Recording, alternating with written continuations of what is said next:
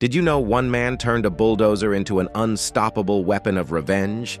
In 2004, Marvin Heemeyer was losing everything to city officials in Granby, Colorado. Zoning disputes had destroyed his business, and he blamed specific people for ruining his life.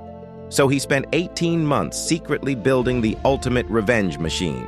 He welded steel plates around his bulldozer, then poured concrete between the layers. Gun ports were cut into the armor, cameras installed for vision, air filters for protection. When finished, his machine weighed 61 tons and was completely bulletproof. On June 4th, he sealed himself inside permanently and began his rampage. 13 buildings were systematically destroyed: the library, city hall, the mayor's house. Police bullets bounced off harmlessly. Explosives did nothing. For over 2 hours, the town was completely helpless against his armored fortress.